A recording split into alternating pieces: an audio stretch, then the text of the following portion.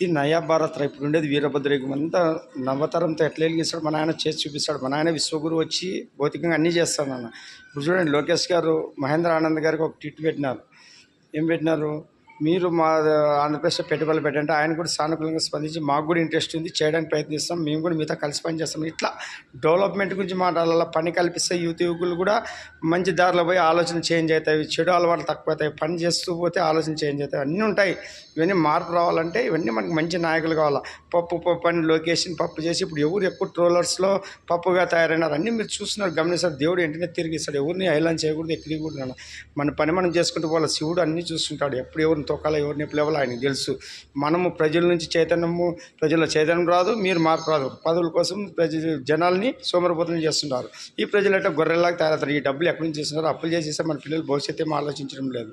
అంటే వీళ్ళకి అందరికి బుద్ధి చెప్పి మన ఆయన పాలించే రోజులు వస్తుంటాయి. కులాలు మతాలు అని తీసేసి రిజర్వేషన్ తీసేసి మనిషి మధ్యలో బతికి టాలెంట్తో బతకాలి. ఇట్లాంటివన్నీ వస్తాయి, త్వరలోనే వస్తున్నాయి అన్నీ. అవన్నీ మన ఆయన వీరభద్ర నీకు చూపిస్తానని అన్నీ అర్థమవుతాయి. ఇదంతా వీరభద్ర ఛానల్ ద్వారా అన్నీ మన ఆయన తెలిపే వాక్యాలు ఇవి. ఇక్కడ మన ఆయన పలికించే పలకలు రా ఇవి. జయ వీరభద్ర.